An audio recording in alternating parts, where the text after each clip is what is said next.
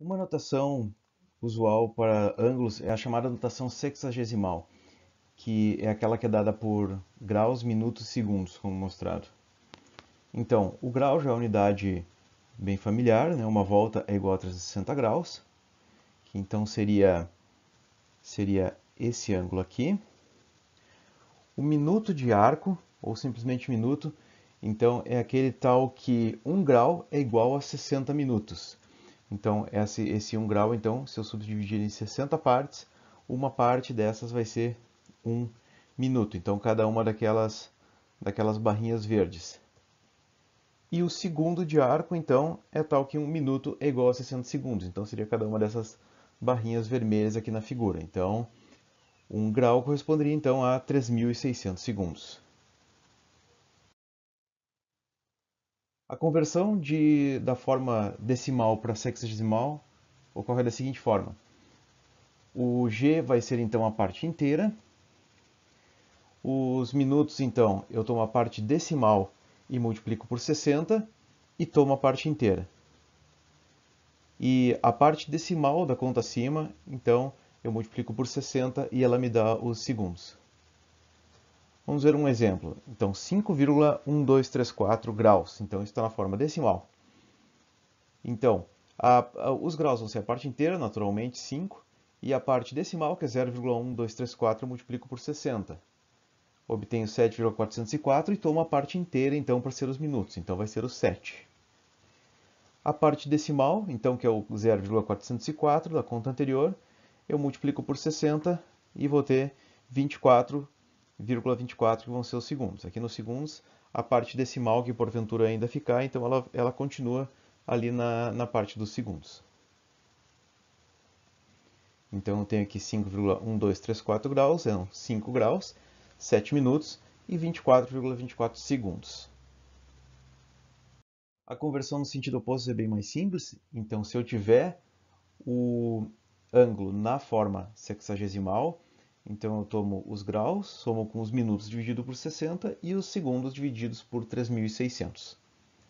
Então, por exemplo, 1 grau, 23 minutos e 45 segundos, eu faço 1 mais os 23 minutos sobre 60 e mais os 45 segundos sobre 3.600.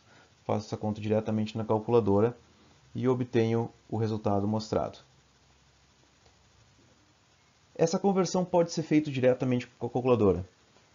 Aqui então tem um link onde mostra um exemplo de como isso pode ser feito, na calculadora Casio FX82.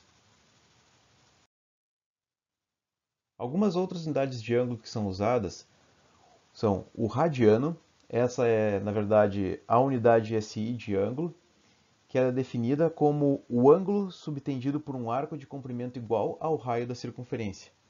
Então, se eu pegasse o raio da circunferência e tomasse ele como se fosse um barbante e estendesse ele ao longo da circunferência, então o ângulo que isso determinaria seria então o ângulo de um radiano.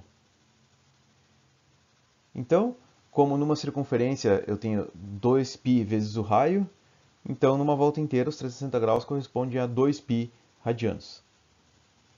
E uma conversão, uma relação um pouco mais simples é que 180 graus correspondem a π radianos. A gente pode usar essa relação para, por exemplo, fazer a conversão usando regra de 3.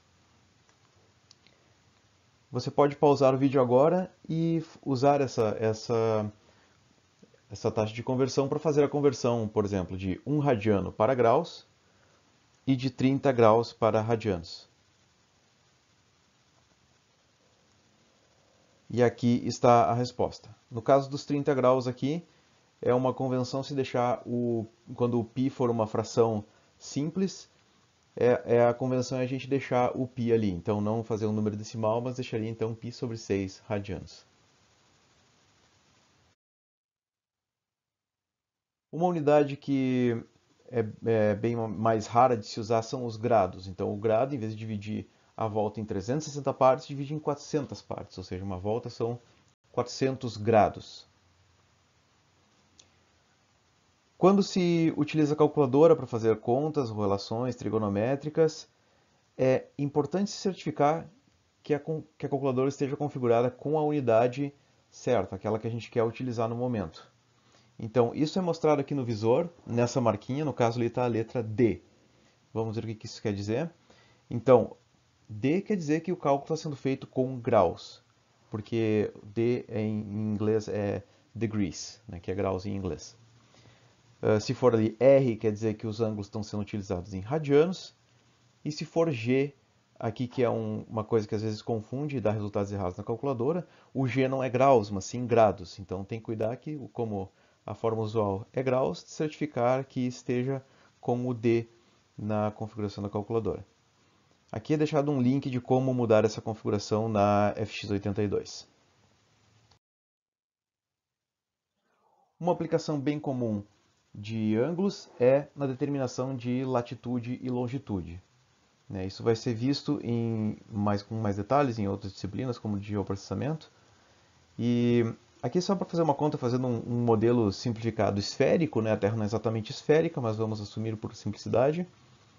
Então, nesse caso, as distâncias que são medidas sobre o mesmo arco de meridiano são iguais. Então, se eu pegar, por exemplo, aqui um certo ângulo em cima desse meridiano e o mesmo ângulo em cima desse meridiano, isso vão determinar distâncias iguais, que são proporcionais, à volta completa.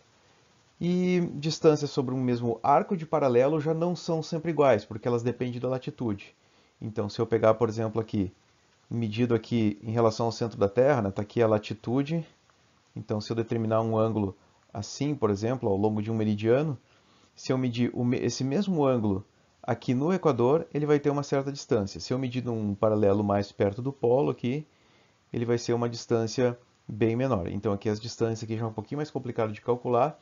A gente precisa de um pouquinho de trigonometria, mas elas não são fixas como se fosse ao longo de um meridiano. Como um exemplo, então assumindo que a circunferência da Terra é constante, então assumindo que ela é esférica, e igual a 40 mil quilômetros, calcule a distância correspondente a 1 segundo de arco. Então você pode fazer uma proporção, ou pode fazer também uma conversão por meio de frações unitárias, como a gente já viu antes. Então uma forma de fazer isso é, se eu tenho 40 mil quilômetros para 360 graus, e eu tenho 1 grau que corresponde a 3.600 segundos, então eu tenho que 1 segundo de arco vai ser aproximadamente 30 metros.